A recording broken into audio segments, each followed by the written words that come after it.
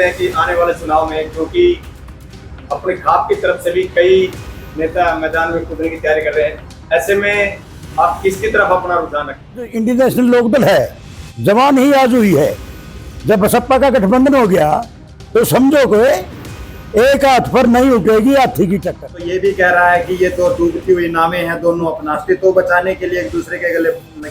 क्या ये खापिया अभय सिंह चौटाला ने जो किसान आंदोलन के दौरान इस्तीफा दिया था, उस मुद्दे को लेकर किसानों के बीच जाएंगी? नैलो में दो फाड़ हुई, जज्बा अलग हुई यहाँ पे, और उस टाइम भी बहुजन समाज पार्टी के साथ में आपका अलायंस था। उस टाइम पे सभी ये कह रहे थे कि लगभग सरकार जो है वो इंडियन नेशनल लोकदल और गठबंधन में जो उनके बनने जा रही है। क्या आपको लगता है कि आपके जो साथी थे पहले नैलो में, वो जेजेपी में चले गए, कुछ लोग आपको जेजेपी से नैलो में शिफ्ट होंगे? के अंदर आने वाले विधानसभा चुनावों में गैर कांग्रेस और गैर भाजपा की सरकार बनाएगी। सर, आज किस विषय को लेकर प्रेस वार्ता बुलाई है? देखिए, पहली बात तो ये, आप सभी पत्रकार बंधुओं को मेरा नमस्कार और आपके सभी दर्शकों को भी। और आज की जो प्रेस वार्ता थी, ये आदरणीय चौधरी अभय सिंह चौटाला जी और आदरणीय चौधरी रामपाल माजरा जी के नेतृत्व में महागठबंधन को लेकर के थी। आज इंडियन नेशनल लोकदल पार्टी और बहुजन समाजवादी पार्टी का जो है गठबंधन हुआ है, उसी को लेकर के आज ये प्रेस कॉन्फ्रेंस चंडीगढ़ के अंदर आयोजित की गई थी। कितनी सीटों पर आईएनडी, कितनी सीटों पर बसपा लड़ेगी? हालांकि तीसरी बार गठबंधन हुआ है। 37 सीटों के ऊपर जो है बहुजन समाजवादी पार्टी लड़ेगी और 53 सीटों के ऊपर जो है इंडियन नेशनल लोकदल पार्टी चुनाव लड़ेगी, आने वाला विधानसभा चुनाव लड़ने का काम करेगी। तो निर्वाणा की सीट से कौन किसको वो करता है? ये अभी भविष्य के गर्व की बातें हैं, क्योंकि हाई लेवल की बातें हैं, हाई कमान की बातें हैं। तो ये दोनों पार्टी के जो हैं शीर्ष नेतृत्व बैठ करके सीटों के बंटवारे का डिसीजन अभी किया जाएगा। लोकसभा चुनाव की बात करें तो लोकसभा चुनाव में सिरसा सीट से अगर बात की जाए अभय सिंह चौटाला कुरुक्षेत्र से, उनसे भी ज़्यादा वोट सिरसा की सीट पर आपको मिले। क्या आप आपकी दावेदारी नहीं महसूस कर रहे हैं कि कहीं ना कहीं आपको चुनाव लड़ना चाहिए विधानसभा का? देखिए, इस संदर्भ में मैं आपको ये कहूँगा कि मुझे जो भी मत प्रतिशत जो मिला है, मुझे जितने भी वोट मिले हैं, ये कहीं ना कहीं आदरणीय चौधरी अभय सिंह चौटाला जी के आशीर्वाद से ही मिले हैं। और 24 तारीख को भी उन्होंने मेरे लिए स्पेशल और 3 दिन उसके अलावा मेरे लिए जो है उन्होंने सिरसा में प्रचार प्रसार किया था। तो मैं कहीं ना कहीं मानता हूं कि पार्टी के शीर्ष नेतृत्व और जो सीनियर लीडर्स हैं, उनके चुनाव प्रचार करने के जो तरीके थे, जो उनके वोट बैंक है, कहीं ना कहीं वो मैं हासिल करने में कामयाब रहा। 2018 की बात करें तो जब इनेलो में दो फाड़ हुई, जज्बा अलग हुई यहाँ पे, और उस टाइम भी बहुजन समाज पार्टी के साथ में आपका अलायंस था। उस टाइम पे सभी ये कह रहे थे कि लगभग सरकार जो है वो इंडियन नेशनल लोकदल और गठबंधन में जो के बनने जा रही है।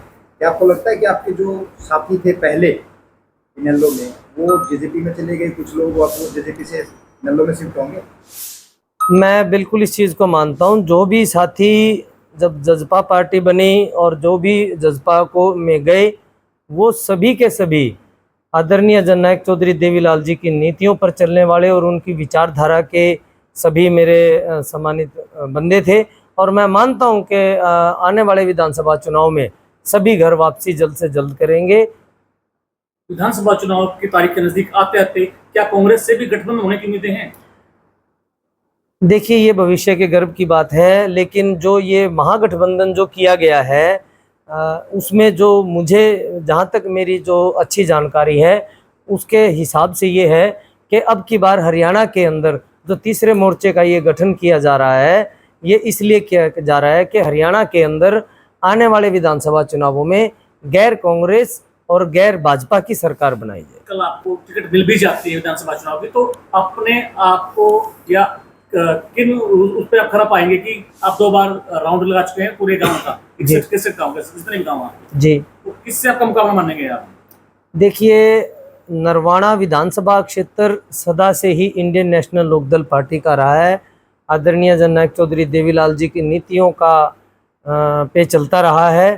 तो मैं यहाँ पर किसी भी पार्टी से अपनी फाइट नहीं मानता, इंडियन नेशनल लोकदल पार्टी की फाइट नहीं मानता। मैं मेरी नहीं कह रहा, इंडियन नेशनल लोकदल पार्टी की कह रहा हूँ। कि मैं कहीं भी नहीं मानता कि इनके मुकाबले में कोई पार्टी खड़ी होगी, क्योंकि कहीं ना कहीं जो है 85 से और 1 लाख वोट जो हैं आज भी वो ऐसे हैं जो आदरणीय जननायक चौधरी देवीलाल जी, आदरणीय चौधरी ओम प्रकाश चौटाला जी की नीतियों पर चलने का और उन्हीं पे अपना विश्वास करने का काम करते हैं। अगर आपको कल को विधानसभा की टिकट इनेलो की तरफ से मिल जाती है तो ऐसे कौन से काम होंगे, कौन से मुद्दे होंगे नरवाना के जिनके ऊपर आप काम करने की प्रायोरिटी देंगे? देखिए, मैं तो आपको ये कहूँगा, आप किसी भी विधानसभा क्षेत्र में चले जाएं, केवल नरवाना ही नहीं, सबसे बड़ी समस्याएं सीवरेज की है, पीने के पानी की समस्याएं हैं, जल निकासी की हैं।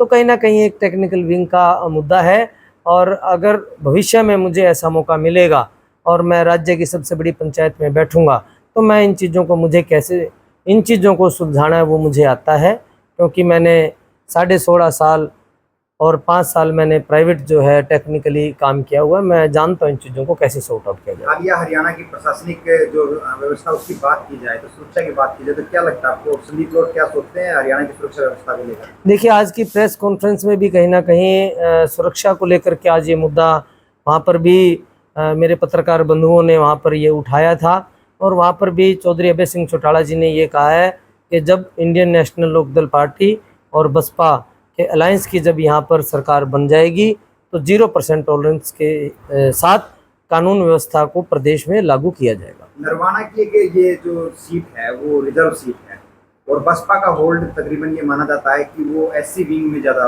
रहता है, एससी ओबीसी प्लेटफॉर्म तक वो बसपा क्या शिफ्ट हो पाएगा ये वोट बैंक आपकी तरफ? या फिर किसान आंदोलन में भी अभय सिंह चौटाला को देखे तो उन्होंने इस्तीफा दे दिया किसानों के लिए, क्या संदीप लोग मानते हैं कि वो किसान और वो जो बसपा का कोर वोटर है वो संदीप लोग की तरफ शिफ्ट होगा?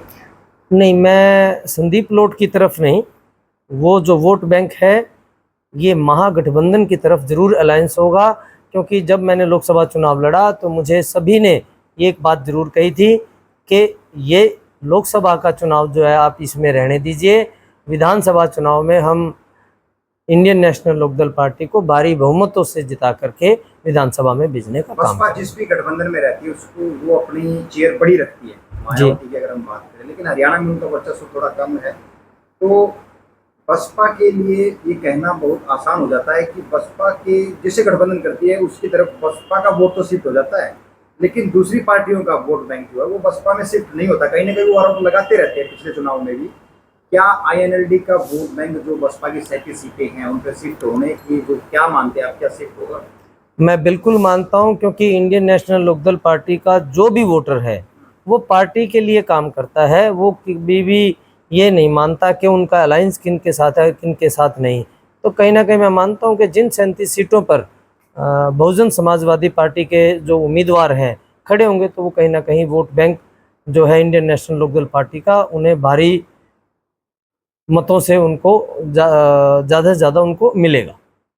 कालवन तपा के बनियान खाप से फकीर चंद जी, फकीर चंद मैन जी हैं जो कि लोकसभा में संदीप लोट के साथ कंधे से कंधा मिलाकर काम किया था इन्होंने। आने वाले विधानसभा चुनाव के लिए भी ये इनके साथ दिन रात जुटे हुए हैं, और अब हम इन्हीं से बात करते हैं कि आने वाले चुनाव में, क्योंकि अपनी खाप की तरफ से भी कई नेता मैदान में कूदने की तैयारी कर रहे हैं, ऐसे में आप किसकी तरफ अपना रुझान रखेंगे? ऐसा है जी, खाप की तरफ से ये बात है रामनिवास जी, जो खाप का मैटर है, जैसे उजाना खाप है, नरवाना खाप है, वो भी हमारी खापें जैसी है, क्योंकि हमारी रिश्तेदारी घर घर में है। इधर सड़क से इधर चले जाओ, सिंगवाड़, बिदराना, बैकल जो गांव है हमारी घर घर में रिश्तेदारियां हैं, वो भी हमारे हैं, दूसरे नहीं है। इसमें खाप की बात नहीं, ये इलाका ही हमारी पूरी खाप का है। उजाना खाप भी हमारी खाप से जुड़ी हुई है, नरवाना खाप भी हमारी खाप है। हमारी किस उम्मीदवार की तरफ होगा, किसे आप टिकट बनाना चाहते हैं? जिसे चौधरी अभय सिंह चौटाला टिकट देंगे। अभय सिंह चौटाला जी ने अभी लोकसभा चुनाव में संदीप लोट जी को चुना था, तो विधानसभा चुनाव में कितनी मजबूत दावेदारी मानते हैं संदीप लोट का? बहुत ज्यादा मजबूत, क्योंकि इसने खर्च किया है, बहुत पैसा बर्बाद किया है। नैन साहब, नैन खाप के अलावा और खापे पे समर्थन में आने की उम्मीद है क्या? हाँ, उम्मीद है कि हमारे अपने हैं।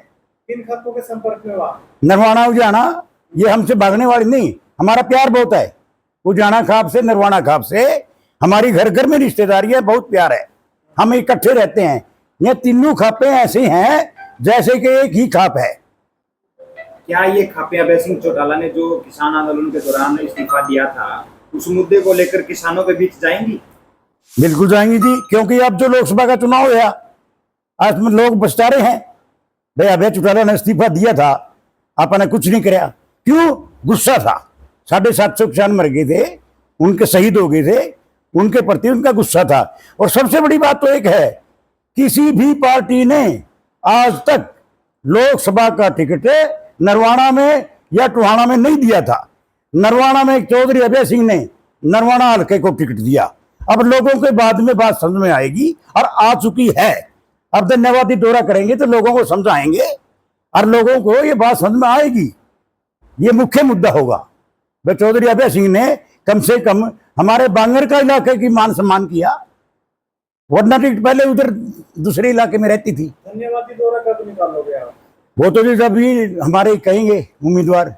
ये धन्यवादी दौरा जो भी है, हम इसकी एक अपनी रूपरेखा तैयार करेंगे और 20 से 25 तारीख के बीच में कोई भी एक तारीख रखी जाएगी। जब कोई उम्मीदवार जीत जाता है तो वो सुना है धन्यवादी दौरे निकालता है, लेकिन इलेक्शन करवाने के बाद धन्यवादी दौरा निकालना कभी सुना नहीं है। देखिए, मैं ये मानता हूँ कि कहीं ना कहीं जैसे इंडियन नेशनल लोकदल पार्टी, आदरणीय चौधरी अभय सिंह चौटाला जी, आदरणीय चौधरी रामपाल माजरा जी ने मुझे एक इतना बड़ा मान सम्मान दे करके, इतने बड़े टिकट दे करके जनता की सेवा करने का एक मौका दिया था, तो वैसा ही मैं ये भी मानता हूँ कि नरवाना ने मुझे जितना भी मत प्रतिशत दिया, कहीं ना कहीं वो मुझे आशीर्वाद के तौर पर दिया। उन्होंने अपना प्यार प्रेम मुझे दिया, अपना आशीर्वाद दिया, अपना वोट दिया। तो मैं ये मानता हूँ, बेशक से चाहे मैं हारा हूँ, लेकिन मैं हार फिर भी नहीं मानता और मैं फिर से अपने सभी सम्मानित जनता के बीच में जाऊंगा और उन्हें अपने बारे में और फिर से पार्टी की नीतियों के बारे में अवगत कराने का काम करूंगा और फिर से जनता के बीच में होंगे। और धन्यवाद करना मेरा बनता है, चाहे मुझे मत प्रतिशत ज़्यादा ना मिला हो, लेकिन मुझे 12,765 लोगों ने मुझे जो वोट दिया है हर एक गांव से और पूरे नरवाना शहर से, तो कहीं ना कहीं मेरा अपना एक फ़र्ज़ बनता है कि मैं उनका एक धन्यवादी करने के लिए हर एक गांव में और हर अपने पूरे नरवाना शहर में जाने का जो है मैं काम करूँ। प्रधान जी, विधायक रहते अभय सिंह चौटाला ने किसानों के लिए इस्तीफे दिए थे, लेकिन उन कानूनों के खिलाफ दिए थे, लेकिन अब बसपा और जो इनेलो का गठबंधन हुआ है उसमें अभय सिंह चौटाला को सीएम फेस घोषित किया गया है। तो क्या अब वो उन कानूनों को खुद बनाने वाले जो हैं वो बनने जा रहे हैं या बनने वाले घोषित हुए हैं, तो किसान कितना जुड़ेगा उनसे? किसान बहुत ज्यादा जुड़ेंगे जी, क्योंकि आज इंडियन नेशनल लोकदल है, जवान ही आज हुई है। जब बसपा का गठबंधन हो गया तो समझो कि एक हाथ पर नहीं उठेगी हाथी की टक्कर।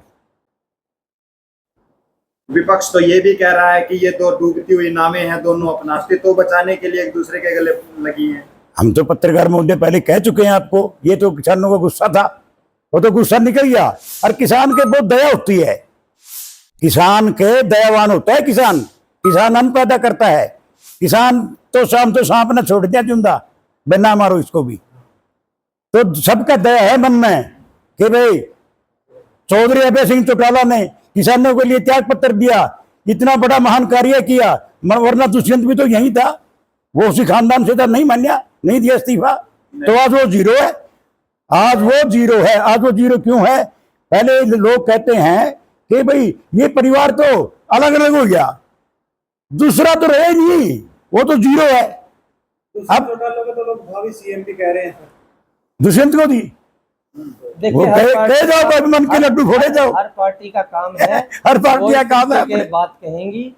और डूबती हुई नाव तो 2014 में कांग्रेस पार्टी भी थी और देश का हर एक बड़ा राजनीतिक दल उस टाइम डूबती हुई नाव था, लेकिन जनता है, समझती है, सब चीज़ देखती है कि किस तरीके से बीते 10 सालों में भारतीय जनता पार्टी के सरकार के दौरान हर एक वर्ग कितना परेशान रहा है। और आज मेरी छोड़िए, आप सभी पत्रकार साथी हैं, आप बताइए, आप जब आज पेट्रोल या डीजल डलवाते हैं अपनी अपनी गाड़ी में तो आपको कैसा महसूस होता है? तो महंगाई की जो मार है वो केवल हम नहीं झेल रहे, हर एक वर्ग झेल रहा है, हर एक आदमी झेल रहा है। और समय का कुछ नहीं होता। एक टाइम 400 से ज़्यादा सीटें कांग्रेस के पास भी थी और एक टाइम आया कि वो 40 पे भी सिमट गई।